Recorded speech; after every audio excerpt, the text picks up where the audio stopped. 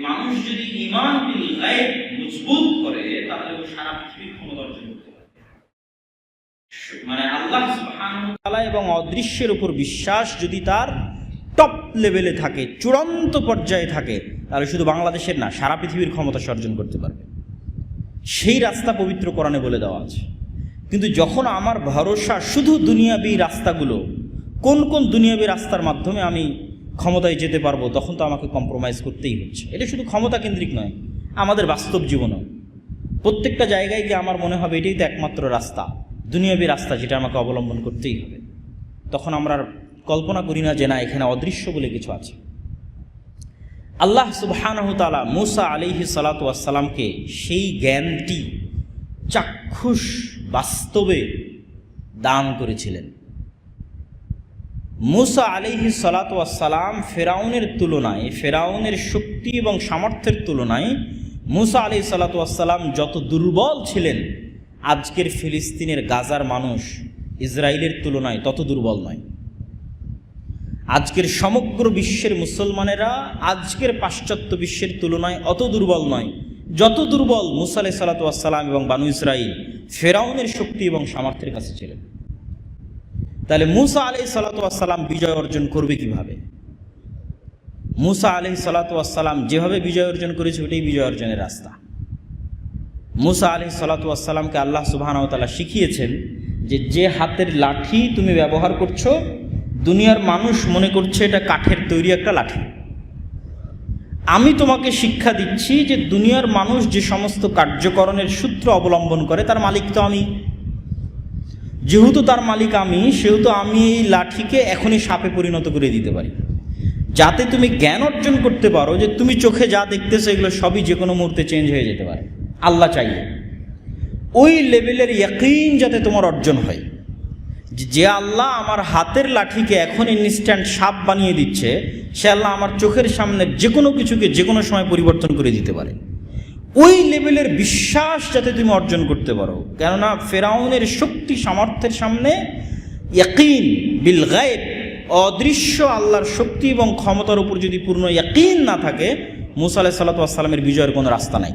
তখন মূসা আলাইহিস সালাতু ওয়াস সালামকেও কম্প্রোমাইজ করতে হবে যে না, আমার তো দুনিয়াবী রাস্তা ছাড়া আমি তো ফেরাউনের সাথে পারতেছি না, অতএব আমি আমার আকীদা এবং আদর্শ সব কিছুতে আমি কম্প্রোমাইজ করব, যাতে দুনিয়াবী রাস্তা দিয়ে আমি ফেরাউনের সাথে লড়াই করতে পারি। কিন্তু সেই শিক্ষা আল্লাহ সুবহানাহু ওয়া তাআলা মূসা আলাইহিস সালাতু ওয়াস সালামকে দেননি।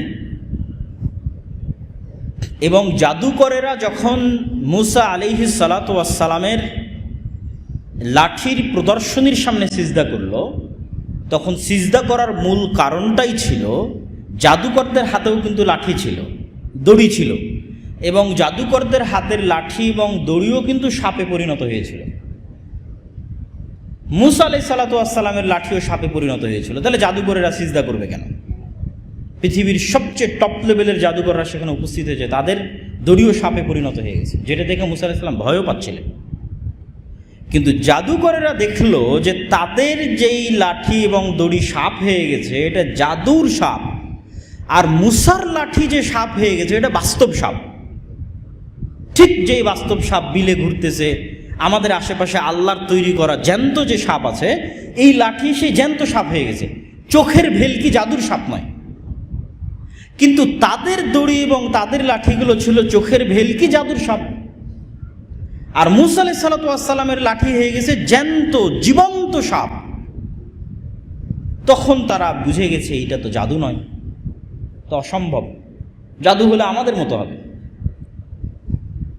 তো অবশ্যই মূসা আলাইহিস সালাতু ওয়াস সালাম আল্লাহ সুবহানাহু ওয়া তাআলার নবী, কেননা তার লাঠি জীবন্ত সাপ হয়ে গেছে, বাস্তব সাপ হয়ে গেছে, যেই সাপ আর সাপগুলোকে খেয়ে ফেলতে পারে, সেই সাপ হয়ে গেছে। তখন তারা সিজদায় পড়ে গেল। তো মূসা আলাইহিস সালাতু ওয়াস সালামকে আল্লাহ সুবহানাহু ওয়া তাআলা শিখিয়েছেন তুমি চোখে যা দেখছো এইটা পৃথিবীর মানুষের দৃষ্টিতে এগুলোই দুনিয়াবী আসবাব, কিন্তু যদি অদৃশ্যে বিশ্বাস রাখো, আল্লাহর শক্তি এবং আল্লাহর ক্ষমতার উপর বিশ্বাস রাখো, তা আল্লাহ যে কোনো সময় যে কোনো কিছু পরিবর্তন করে দিতে পারে। এবং বিজ্ঞানের আলোকেও এটা অসম্ভব নয়। বিজ্ঞানের আলোকেও প্রত্যেকটা জিনিসের যে ডিএনএ আছে, জীব জন্তু জড় পদার্থ প্রত্যেকটার মধ্যে যে ডিএনএ আছে, এগুলোর অধিকাংশই ডিএনএ কমন। যেমন মানুষ এবং বানরের ডিএনএ 98% কমন, মানুষ এবং শুকুরের ডিএনএ 98% কমন। তথা আমি আরও যদি স্পষ্ট করে বলি সহজ করার জন্য, যে মানুষ মানুষ হয়েছে আর শুকুর শুকুর হয়েছে শুধু 2% পার্থক্যের কারণে। বানর বানর হয়েছে আর মানুষ মানুষ হয়েছে শুধু 2% পার্থক্যের কারণে।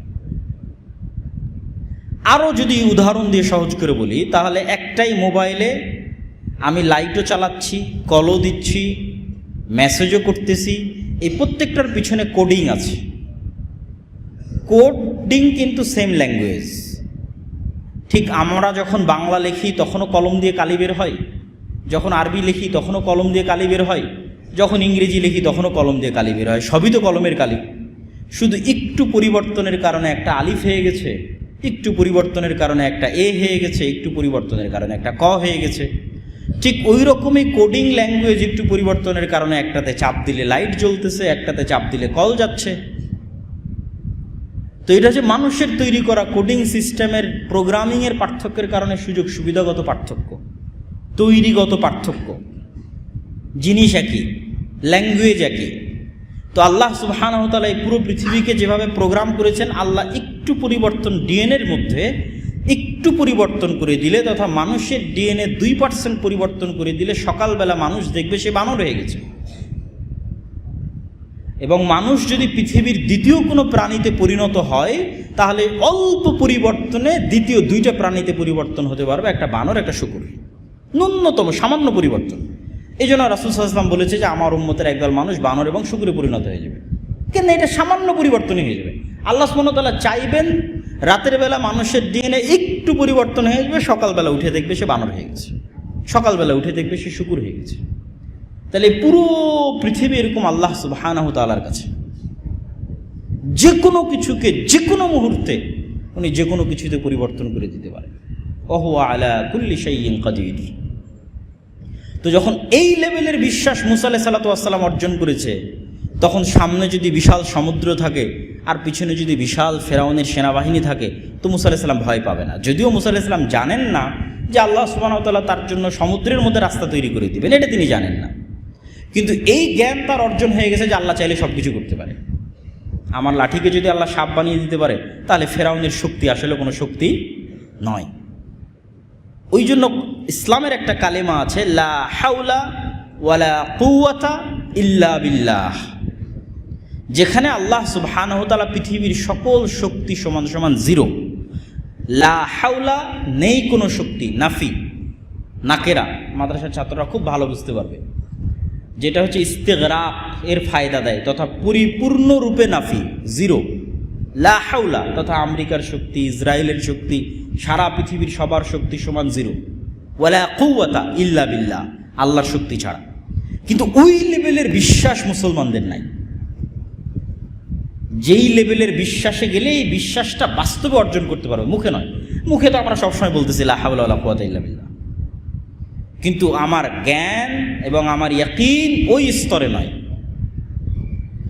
ওই স্তরের বিশ্বাস সাহাবীরা অর্জন করেছিলেন, ওই স্তরের বিশ্বাস নবীরা অর্জন করেছিলেন।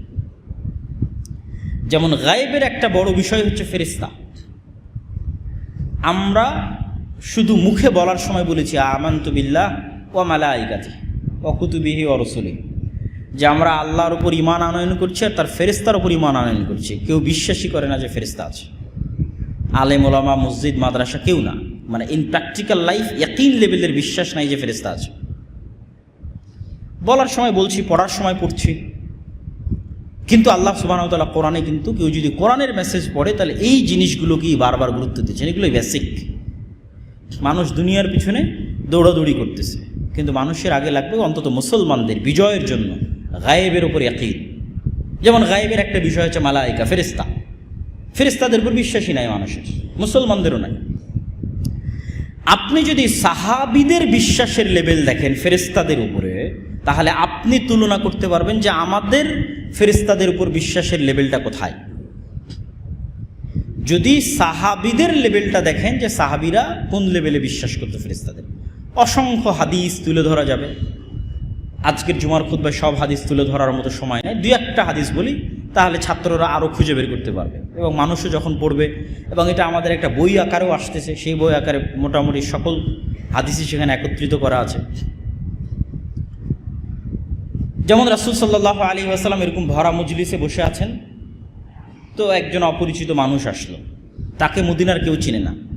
আজকেও মদিনা যত ছোট শহর, সৌদি আরবের অন্য শহরের তুলনায়, দাম্মাম, রিয়াদ, জেদ্দার তুলনায় 50 ভাগের 1 ভাগও নয় মদিনা, এত ছোট শহর আজ এই আধুনিক যুগে। তাহলে সেই যুগে কত ছোট শহর হতে পারে? হাতে গোনা যাবে বাড়িঘর, 5টা 10টা 15টা 20টা বাড়ি হাতে গোনা যাবে। 700 থেকে 1000 মানুষ বসবাস করে, আর বেশি নয়। সবাই সবাইকে চিনে। তো মসজিদে উপস্থিত কেউ চিনতে পারতেছে না যে এই লোকটাকে। আবার তার গায়ে সফরের আলামত নাই। এইটা তো আর আজকের যুগের সফর নয় যে বিমানে সফর করে আসলাম, এ তো মরুভূমির সফর। মরুভূমির সফরে আলামত থাকবে না, এটা অসম্ভব। যখন প্রশ্ন সব শেষ হয়ে গেল, ইসলাম কাকে বলে, ঈমান কাকে বলে, ইহসান কাকে বলে, ফিরে যাওয়ার সময় আল্লাহ নবী বলছে, চিনো শেখে, এই জিবরাইল এসেছিল তোমাদেরকে দিন শেখানোর জন্য। তাহলে সাহাবীরা স্বচক্ষে জিবরাইলকে দেখতেছে মানুষের রূপে। তাহলে তার বিশ্বাসের লেভেল যে হ্যাঁ জিবরাইল আছে, ফেরেশতা আছে, আর আমার বিশ্বাসের লেভেল আপনি কল্পনা করবেন। এরকম অসংখ্য হাদিস একটার পর একটা মিলাবেন যে একদল মানুষ যদি 24 ঘন্টা শুধু এরকম ফেরেশতার কথাই শুনে এবং ফেরেশতা রিলেটেড ঘটনাই দেখে সারাদিন, তাহলে তার কি হতে পারে? রাসূল সাল্লাল্লাহু আলাইহি ওয়াসাল্লাম বলতেছে যে আমাকে জিবরাইল এত বেশি পরিমাণে মেসওয়াক করতে বলে, কেননা ফেরেশতাদের গন্ধে কষ্ট হয়, মানুষের মুখের গন্ধে। তোমরা পেঁয়াজ রসুন খেয়ে মসজিদে আসো না, কেননা তারা কষ্ট পায়। ওই বাড়িতে ফেরেশতা প্রবেশ করে না যে বাড়িতে ছবি মূর্তি থাকে। রাসূল সাল্লাল্লাহু আলাইহি ওয়াসাল্লামের বাড়িতেও একদিন ফেরেশতা প্রবেশ করেনি। এরকম ঘটনাগুলো যখন সামনে রাখবেন, এবং আরও চাক্ষুষ ঘটনা যদি বলি, বদরের যুদ্ধে সরাসরি সাহাবীরা ফেরেশতাদের যুদ্ধ করতে দেখেছে, এই মর্মে অসংখ্য রেওয়ায়াত আছে। খন্দকের যুদ্ধে রাসূলুল্লাহ সাল্লাল্লাহু আলাইহি ওয়াসাল্লাম যুদ্ধ শেষ করে এসে তরবারি রাখতে যাচ্ছেন, জিবরাইল এসে বলছেন, আপনি তরবারি রেখে দিয়েছেন, আমরা তো রাখিনি। তো বলে কেন? তো বলে ইহুদিদের 3টে গোত্র বিশ্বাসঘাতকতা করেছে, বানু নাজির, বানু কায়নুকা, এরা বিশ্বাসঘাতকতা করেছে, এদের বিরুদ্ধে তথা এদেরকে মদিনায় থাকতে দেওয়া যাবে না। তো আনাস রাদিয়াল্লাহু তাআলা আনহু বলতেছে যে রাসূল সাল্লাল্লাহু আলাইহি ওয়াসাল্লাম আমাদেরকে এই 3টে ইহুদি গোত্রের বিরুদ্ধে অ্যাকশন নেওয়ার জন্য যখন আমরা রওনা দিলাম, তখন এই সমস্ত গোত্রের অলিগলিতে উড়ন্ত ধুলা আমরা অবলোকন করছি, যে উড়ন্ত ধুলা জিবরাইলের সেনাবাহিনীর ঘোড়ার পদাঘাতে তৈরি হয়েছে। সহিহ হাদিস যে আমরা এখন বানু নাজির, বানু কায়নুকা, বানু কোরাইজা এই গোত্রগুলোর দিকে এগিয়ে যাচ্ছি, তো আমাদের আগেই জিবরাইলের বাহিনী সেখানে পৌঁছে গেছে। তো জিবরাইলের বাহিনী সেখানে পৌঁছে যাওয়ায় জিবরাইলের বাহিনীর ঘোড়ার যে যাওয়া, এই যাওয়াতে যে ধুলা তৈরি হয়েছে, সেই ধুলা আমরা দেখতে পাচ্ছি। সাদ বিন মুআজ রাদিয়াল্লাহু তাআলা আনহুর জানাজা অনেক ভারী হয়ে আসতেছে, মানুষের উঠাতে কষ্ট হচ্ছে। রাসূল সাল্লাল্লাহু আলাইহি ওয়াসাল্লাম বলতেছেন যে সাদ বিন মুআজের লাশের সাথে এত বেশি পরিমাণে ফেরেশতা আছে যে এই লাশ উঠাতে ওজনে ভারী মনে হচ্ছে। সাদ বিন মুআজের জানাজায় 70,000-এরও বেশি ফেরেশতা অংশগ্রহণ করেছে। জাবের রাদিয়াল্লাহু তাআলা আনহু তার পিতার মৃত্যুতে যখন ক্রন্দন করতেছেন, তখন রাসূল সাল্লাল্লাহু আলাইহি ওয়াসাল্লাম তাকে বলতেছে, তুমি কেন কাঁদতেছো? তোমার পিতার লাশ ফেরেশতারা ঢেকে রেখেছে, ছায়া দিয়ে রেখেছে। হানজালা রাদিয়াল্লাহু তাআলা আনহুকে যখন গোসল দেওয়ানোর কথা আসতেছে, ফরজ গোসল, রাসূল সাল্লাল্লাহু আলাইহি ওয়াসাল্লাম বলতেছেন তাকে ফেরেশতারা ইতিমধ্যেই গোসল দিয়ে ফেলেছে, তাকে গোসল দেওয়ানোর প্রয়োজন নাই। তাহলে আপনি কল্পনা করেন যে এই রকম শত শত হাদিস জমা করা যাবে যেখানে প্রতিনিয়ত সাহাবীরা ফেরেশতাদের অস্তিত্ব অবলোকন করতেছে, অথবা আল্লাহর নবীর মুখে ফেরেশতার কথা শুনতেছে। আল্লাহ সুবহানাহু ওয়া তাআলা নিজে কোরআনে বহু জায়গায় তিনি যে বদরে, খন্দকে, উহুদে আসমান থেকে ফেরেশতা অবতীর্ণ করে সহযোগিতা করেছেন তার বর্ণনা দিয়েছেন। একজন সাহাবী বদরের মাঠে যুদ্ধ করতেছে, সে একটা গায়েবী আওয়াজ পেল যে আকদিমে হাইজুম, তুমি এগিয়ে যাও হে হাইজুম। সে বলল, আমি এগিয়ে যাচ্ছি এক মুশরিকের দিকে তাকে আঘাত করার জন্য, কিন্তু আমার আঘাতের আগেই মুশরিক পড়ে গেছে এবং আমি দেখছি সে আহত অবস্থায় ছটফট করতেছে এবং তার শরীরে আঘাতের রক্ত বের হচ্ছে, অথচ আমি তাকে আঘাতই করি, আমি তাকে তরবারিতে আক্রমণই করি। রাসূল সাল্লাল্লাহু আলাইহি ওয়াসাল্লামকে এসে বললাম, রাসূল সাল্লাল্লাহু আলাইহি ওয়াসাল্লাম বললেন, এটা তৃতীয় আসমান থেকে আসা ফেরেশতার সহযোগিতা ছিল। এগুলো সব সহিহ হাদিস, এরকম অসংখ্য হাদিস এবং আয়াত পেশ করা যাবে। তাহলে সাহাবীদের এই বিশ্বাস যে ফেরেশতা আছে, এটা গায়েবের বিশ্বাস, গায়েবের উপর ইয়াকিন, ওই বিশ্বাসের লেভেল আর আমাদের বিশ্বাসের লেভেলের মধ্যে তুলনা করেন। তাহলে এবার যখন খালিদ বিন ওয়ালিদ যুদ্ধের মাঠে যাবে, তখন খালিদ বিন ওয়ালিদের ভরসা দুনিয়াবি আসবাবের উপর কতটা হবে আর আল্লাহর সাহায্য এবং শক্তির উপর কতটা হবে, ওইটাই ছিল মুসলমানদের বিজয়ের মূল মন্ত্র। এবং ভবিষ্যতেও যদি মুসলমানেরা বিজয় লাভ করে তাহলে এটাই মূল মন্ত্র। কেননা পৃথিবীর সবচেয়ে শক্তিশালী টেকনোলজি হচ্ছে সাউন্ড টেকনোলজি। এইটার প্রমাণ কোরআন, এটা বিজ্ঞান এখন পর্যন্ত আবিষ্কার করতে পারেনি। কেননা আল্লাহ সুবহানাহু ওয়া তাআলা কোরআন মাজিদে বলেছেন যে আমি সকল সৃষ্টি তৈরি করেছি কুন ফায়াকুন, আওয়াজ দিয়ে, আওয়াজ। আর আল্লাহ সুবহানাহু ওয়া তাআলা পৃথিবী ধ্বংস করবেন সিঙ্গার ফুৎকার, আওয়াজ দিয়ে। তথায় প্রত্যেকটা জীব জন্তু জানোয়ার আওয়াজ বুঝে, কিন্তু ওই লেভেলের আওয়াজ আমি জানি না, কিন্তু ওই লেভেলের আওয়াজের জ্ঞান আল্লাহ সুলাইমান আলাইহিস সালাতু ওয়াস সালামকে দিয়েছিলেন, সাউন্ড টেকনোলজি। তথা পিঁপড়া কি আওয়াজ করলে পিঁপড়া বুঝবে, এই জ্ঞান সুলাইমান আলাইহিস সালাতু ওয়াস সালামের ছিল। কি আওয়াজ করলে গরু, ছাগল, মহিষ বুঝবে, এই জ্ঞান সুলাইমান আলাইহিস সালাতু ওয়াস সালামের ছিল। সাউন্ড টেকনোলজি সর্বোচ্চ লেভেলের। এখনকার বিজ্ঞান দাঁড়িয়ে আছে আলোর উপর, লাইট টেকনোলজি, আলোর টেকনোলজির উপর দাঁড়িয়ে আছে। সাউন্ড টেকনোলজির ধারে কাছেও তারা নাই। আর ওটাই আল্লাহ সুবহানাহু ওয়া তাআলা মুসলমানদের দিয়ে রেখেছে। কোরআন এই জন্য পৃথিবীর সর্বশ্রেষ্ঠ মুজিজা, কেননা এগুলোর থেকে সাউন্ড, আওয়াজ বের হয়। জিকির, সাউন্ড, আওয়াজ, এগুলো প্রভাব বিস্তারকারী, এগুলো প্রভাব বিস্তার করবেই। কিয়ামতের পূর্ব মুহূর্তে শুধু আল্লাহু আকবার আওয়াজ দিয়ে প্রাচীর ভেঙে যাবে। মানে মুসলমানেরা আওয়াজ করবে আল্লাহু আকবার, আওয়াজে প্রাচীর ভাঙবে। তো সর্বোচ্চ লেভেলের অস্ত্র মুসলমানদের কাছে আছে, কিন্তু ওইটা সম্পর্কে মুসলমানেরা জানে না। ওই লেভেলের জ্ঞান, ওই লেভেলের বিশ্বাস, ওই লেভেলের ইয়াকিন মুসলমানদের নাই। কোরআনে আল্লাহ সুবহানাহু ওয়া তাআলা কি বলছে সেই বিশ্বাস মুসলমানদের নাই। আল্লাহ সুবহানাহু ওয়া তাআলা কেন জিকির করার জন্য বলছে সকাল সন্ধ্যায়? সকল অসম্ভব সম্ভব হয়ে যেতে পারে জিকির দিয়ে, সকল অসম্ভব, সকল অসম্ভব। জাকারিয়া আলাইহিস সালাতু ওয়াস সালাম যখন আল্লাহ সুবহানাহু ওয়া তাআলার কাছে চাচ্ছেন যে আমাকে সন্তান দিতে হবে, অথচ আমি বার্ধক্য বয়সে এবং আমার স্ত্রী বন্ধ্যা, তখন আল্লাহ সুবহানাহু ওয়া তাআলা তাকে সন্তানের সুসংবাদও দিলেন। কিন্তু জাকারিয়া আলাইহিস সালাতু ওয়াস সালাম বিশ্বাস করতে পারছেন না, এটা অসম্ভব। এই ৮০-৯০ বছরের বার্ধক্য বয়সে আর আমার স্ত্রীর এই বন্ধ্যা অবস্থায় সন্তান হবে, তাহলে একটা আলামত দেন, যে আলামত কি, যে আলামতে আমি বিশ্বাস করব যে সন্তান হবে। তো আল্লাহ সুবহানাহু ওয়া তাআলা বলছে আলামত এটাই যে তুমি সকাল সন্ধ্যে জিকির করবা, এটাই আলামত। আল্লাহ সুবহানাহু ওয়া তাআলার আরশ বিশাল। আমরা যে মহাশূন্য দেখি, এই মহাশূন্যের সাথে, এই মহাশূন্যকে যদি আমরা প্রথম আসমানের নিচের অংশ কল্পনা করি, তাহলে এই মহাশূন্যরই কোনো হদিস বিজ্ঞানীরা করতে পারেনি।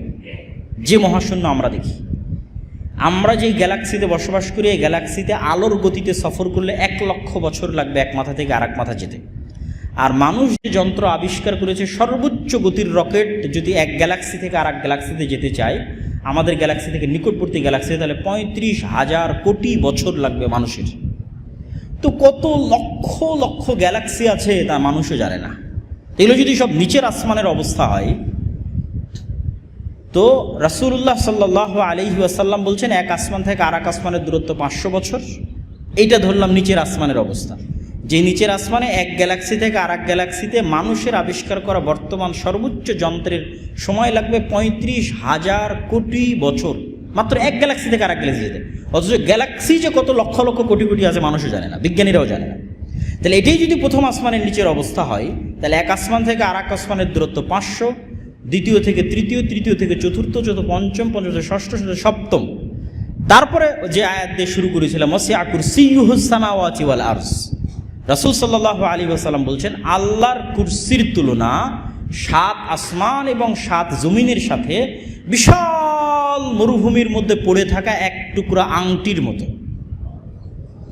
আর এই যদি হয় আল্লাহর কুরসির অবস্থা, তাহলে আল্লাহর কুরসির তুলনা আল্লাহর আরশের সাথে একই রকম, তথা 7 আসমান 7 জমিন যদি বিশাল মরুভূমির মধ্যে পড়ে থাকা এক টুকরা আংটি হয়, আর বিশাল মরুভূমি যদি আল্লাহর কুরসি হয়, তাহলে এই বিশাল মরুভূমি আল্লাহর আরশের তুলনায় এক টুকরা আংটির মতো বিশাল মরুভূমিতে পড়ে থাকা।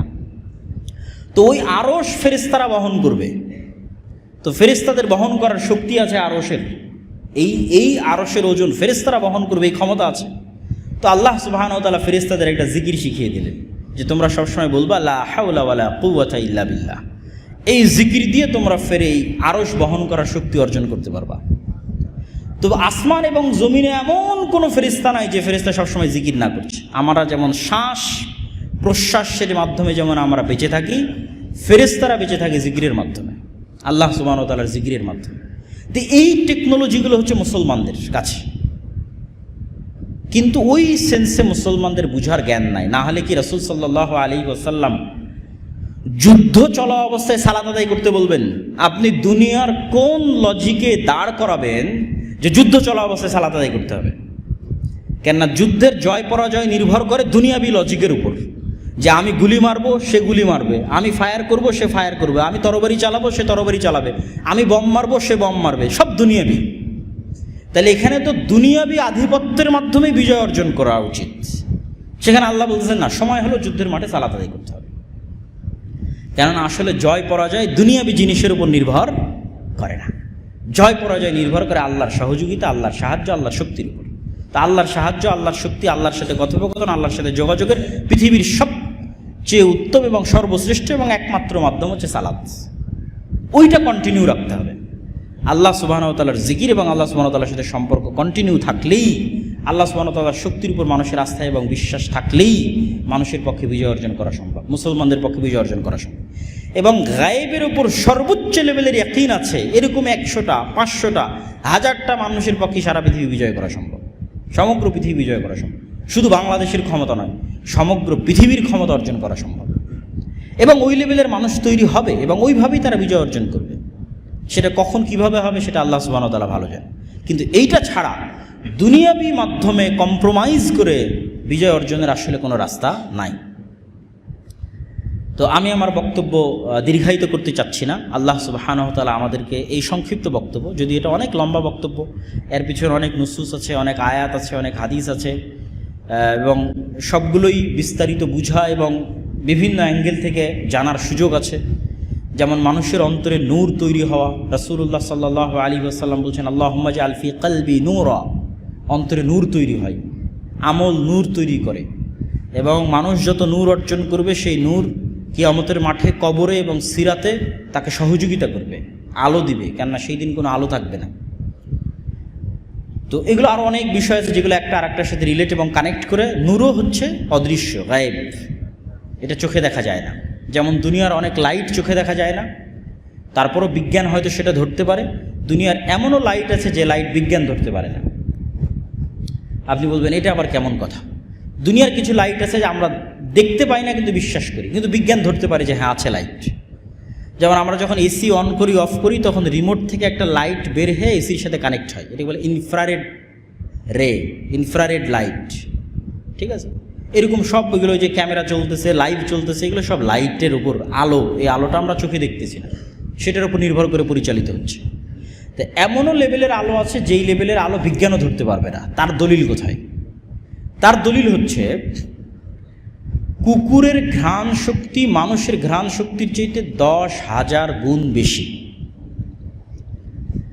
আমরা মানুষকে চেহারা দেখে চিনি, কুকুর মানুষকে চেহারা দেখে চেনে না। মানে আপনি আমাকে যেইভাবে দেখতেছেন, কুকুর আসলে আমাদেরকে এইভাবে দেখে না। কেন আমাদের কাছে পৃথিবীটা 3D, ত্রিমাত্রিক। কুকুরের কাছে পৃথিবী 3D নয়। কুকুর সামান্য কিছু কালার দেখে, আর বেশিরভাগ সময় চিনতে পারে ঘ্রাণ, ঘ্রাণ শুনে চিনতে পারে। আমরা একটা মানুষের অবয়ব দেখে চিনতেছি, এইভাবে নয়। তো কুকুর যেই লেভেলের ঘ্রাণ অর্জন করে ওই লেভেলের ঘ্রাণের ক্ষমতা মানুষের নাই, মানুষের তৈরি কোনো যন্ত্রের নাই। এটা হচ্ছে আমাদের দলিলের জায়গা, যে কুকুর যেই লেভেলের ঘ্রাণ অর্জন করে ওই লেভেলের ঘ্রাণ অর্জন করার ক্ষমতা মানুষের নাই, মানুষের তৈরি কোনো যন্ত্রের নাই। এই জন্য মানুষ কুকুরকে প্রশিক্ষণ দিয়ে কোথাও বম আছে কিনা, কোথাও কোনো কিছু আছে কিনা, হারিয়ে যাওয়া কোনো ব্যক্তি, তাকে অনুসন্ধানের জন্য কুকুরকে লাগায়। কেন? কুকুরের যে ঘ্রাণ শক্তি, ওই ঘ্রাণ শক্তি ধরতে পারবে এই লেভেলের কোনো যন্ত্র নাই। ঠিক হাতির যেই শ্রবণ শক্তি, হাতির শ্রবণ শক্তি মানুষের শ্রবণ শক্তির চেয়ে কয়েক হাজার গুণ বেশি। হাতি যেই লেভেলের শুনতে পায় ওই লেভেলের শোনার ক্ষমতা মানুষের নাই, মানুষের তৈরি কোনো যন্ত্রের নাই। তো এমনও শব্দ পৃথিবীতে আছে যেই শব্দ হাতি শুনে, মানুষ শুনে না, মানুষের তৈরি কোনো যন্ত্র শুনে না। এমনও ঘ্রাণ পৃথিবীতে আছে যেই ঘ্রাণ মানুষ নিতে পারে না, মানুষের তৈরি যন্ত্র নিতে পারে না। তাহলে এমনও লাইট, আলো পৃথিবীতে আছে যে আলো মানুষ দেখে না, মানুষের তৈরি যন্ত্র দেখে না। যে আলো দেখলে কুকুর চিৎকার করে ওঠে, যে আলো দেখলে মোরগ চিৎকার করে ওঠে। কুকুর দেখে শয়তানের আলো আর মোরগ দেখে ফেরেশতার আলো। পৃথিবীতে আছে। তো এটাই ফেরেশতারা নূরের তৈরি, নূর পৃথিবীতে আছে, বিরাজ করছে পৃথিবীতে। সে নূর রাসূল সাল্লাল্লাহু আলাইহি ওয়াসাল্লাম চেয়েছে যে অন্তরে তৈরি হোক, কানে তৈরি হোক, চোখে তৈরি হোক, ডানে বামে তৈরি হোক, কিন্তু সেই নূর মানুষ দেখতে পায় না। তার মানে মানুষ দেখতে পায় না মানে মানুষের যন্ত্র দেখতে পায় না, তার মানে সেটার অস্তিত্ব নাই। তাহলে ওই যে এরকম, এইটা দুটো উদাহরণ দিলাম আমি, কুকুর আর হাতি। পৃথিবীর এরকম কত লেভেলের প্রাণীর, কত স্তরের ভিন্ন ভিন্ন যোগ্যতা আছে, যেই স্তরের যোগ্যতায় মানুষ পৌঁছতে পারে না, মানুষের যন্ত্র পৌঁছতে পারে। ওইটাই প্রমাণ করে যে আসলে পৃথিবীতে এমন কিছু আছে যেটা অর্জন করার ক্ষমতা মানুষের নাই, মানুষের তৈরি করা যন্ত্রেরও নাই। সুতরাং শুধু চোখে যা দেখবো এটাই বিশ্বাস করব, এটা অর্জনের পিছনেই ছুটবো আর এটাই সব কিছু, এটা মনে করা বোকামি। বরং আল্লাহ সুবহানাহু ওয়া তাআলা মানুষকে যে কোনো মুহূর্তে, যে কোনো অবস্থা থেকে মানুষকে পুনরুজ্জীবিত করতে পারেন। মানুষকে তৈরি করার জন্য আল্লাহ সুবহানাহু ওয়া তাআলা একটা সিস্টেমের মুখাপেক্ষী নন, যে শুধু বাবা মা থাকবে, বিয়ে হবে, তারপরে মানুষের জন্ম হবে। এটা আল্লাহ পৃথিবীতেই করেনি, পরকাল তো বহুদূরের কথা। পৃথিবীতেই করেনি মানে আদম আলাইহিস সালামের কোনো বাবা মা ছিল না। তাহলে বাবা মা ছাড়াই আল্লাহ সুবহানাহু ওয়া তাআলা আদম আলাইহিস সালামকে তৈরি করেছে, মানে একটা ভিন্ন সিস্টেমে তৈরি করেছে। হাওয়া আলাইহিস সালামকে মাতা ছাড়াই তৈরি করেছে, মানে এটা আর একটা সিস্টেমে তৈরি করেছে। আর ঈসা আলাইহিস সালামকে বাবা ছাড়াই তৈরি করেছে, মানে এটা আর এক সিস্টেমে তৈরি করেছে। বিভিন্ন ভার্সন, বিভিন্ন সিস্টেম। তাহলে আপনি যদি মনে করেন যে না, শুধু বাবা মা এবং মায়ের পেটের মাধ্যমে এই সিস্টেমে মানুষ তৈরি হবে, তাহলে আল্লাহ কিয়ামতে কীভাবে তৈরি করবে? আল্লাহ সুবহানাহু ওয়া তাআলা এগুলো কোনো কিছুর মুখাপেক্ষী নন। যে আল্লাহ সুবহানাহু ওয়া তাআলা এই জন্য উদাহরণ দিয়েছে যে একটা বীজ যেভাবে বৃষ্টি পড়লে নতুন করে জন্ম হয়, তো বিজ্ঞানীরা বলতেছে যে একটা খেজুরের বীজ যদি মরুভূমির মধ্যে 10,000 বছর পড়ে থাকে, তারপরে যদি সেখানে বৃষ্টি হয়, তবুও আবার গাছ গজাবে। 10,000 বছর পরেও ওই খেজুরের বীজ থেকে গাছ হতে পারে।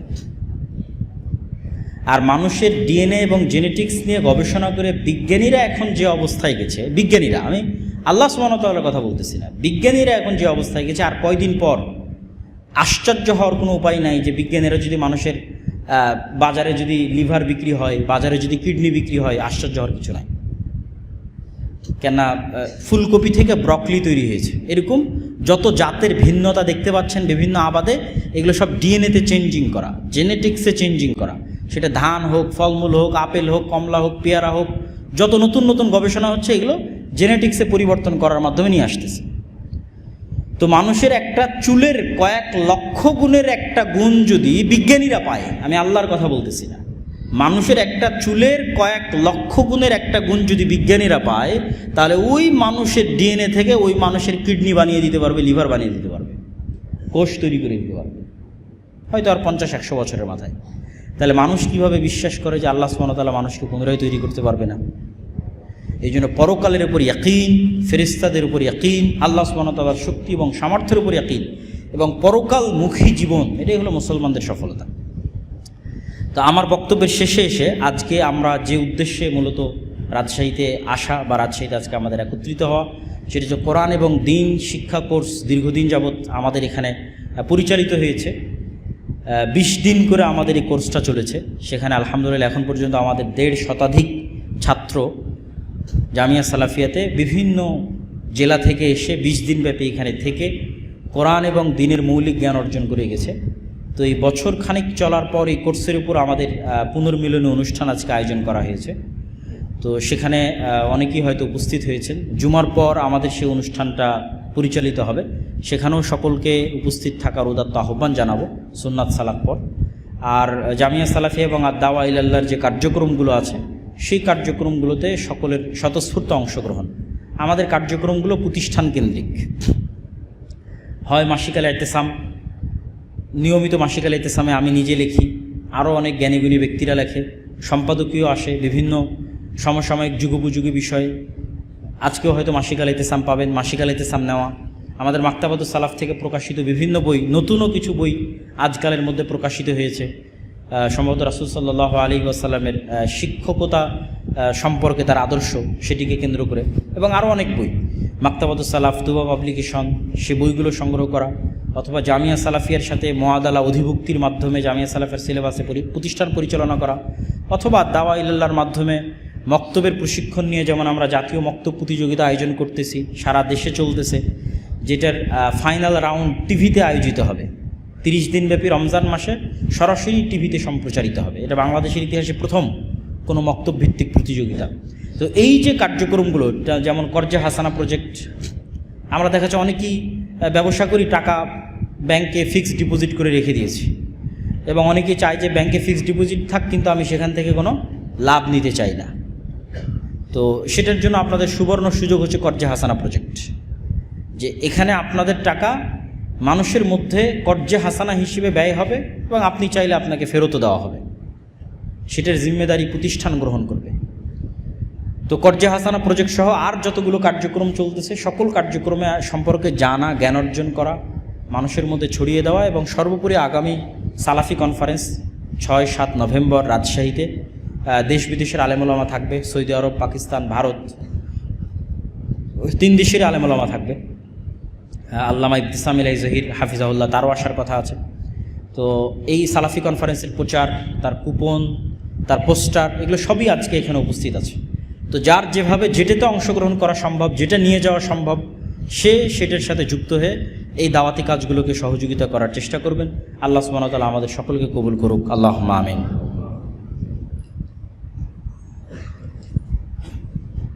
আলহামদুলিল্লাহ ওয়াহদাহু ওয়াসসালাতু ওয়াসসালামু আলা মান লা নাবিয়্যা বা'দাহু। ইয়া আইয়ুহাল্লাযীনা আমানু সাল্লু আলাইহি ওয়া সাল্লিমু তাসলিমা। আল্লাহুম্মা সাল্লি আলা মুহাম্মাদ ওয়া আলা আলি মুহাম্মাদ কামা সাল্লাইতা আলা ইব্রাহিম ওয়া আলা আলি ইব্রাহিম ইন্নাকা হামিদুম মাজিদ। আল্লাহুম্মা বারিক আলা মুহাম্মাদ ওয়া আলা আলি মুহাম্মাদ কামা বারাকতা আলা ইব্রাহিম ওয়া আলা আলি ইব্রাহিম ইন্নাকা হামিদুম মাজিদ। ربنا ظلمنا أنفسنا وإن لم تغفر لنا وترحمنا لنكونن من الخاسرين. ربنا ظلمنا أنفسنا وإن لم تغفر لنا وترحمنا لنكونن من الخاسرين. ربنا ظلمنا أنفسنا وإن لم تغفر لنا وترحمنا لنكونن من الخاسرين. ربنا آتنا في الدنيا حسنة وفي الآخرة حسنة وقنا عذاب النار. ربنا آتنا في الدنيا حسنة وفي الآخرة حسنة وقنا عذاب النار. ربنا آتنا في الدنيا حسنة وفي الآخرة حسنة وقنا عذاب النار. رب ارحمهما كما ربياني صغيرا. رب ارحمهما كما ربياني صغيرا. رب ارحمهما كما ربياني صغيرا. رب ارحمهما كما ربياني صغيرا. رب ارحمهما كما ربياني صغيرا. اللهم انصر المسلمين المؤمنين المظلومين المجاهدين في فلسطين. اللهم انصر المؤمنين المسلمين المظلومين المجاهدين في فلسطين. اللهم انصر المؤمنين المسلمين المظلومين المجاهدين في فلسطين. اللهم اخذل اليهود والنصارى والكفرة والمشركين. اللهم اخذل اليهود والنصارى والكفرة والمشركين. اللهم اخذل اليهود والنصارى والكفرة والمشركين. اللهم احفظ بلادنا وبلاد سائر المسلمين. اللهم احفظ بلادنا من كيد الكائدين ومكر الماكرين. اللهم احفظ بلادنا من كيد الكائدين ومكر الماكرين اللهم وفق ولاة أمرنا لما تحب وترضى اللهم وفق ولاة أمرنا لما تحب وترضى اللهم وفق ولاة أمرنا لما تحب وترضى اللهم اشف مرضانا ومرضى جميع المسلمين اللهم اشف مرضانا ومرضى جميع المسلمين اللهم اشف مرضانا ومرضى جميع المسلمين اللهم ارحم موتانا وموتى جميع المسلمين اللهم ارحم موتانا وموتى جميع المسلمين اللهم ارحم موتانا وموتى جميع المسلمين سبحان ربك رب العزة عما يصفون وسلام على المرسلين والحمد لله رب العالمين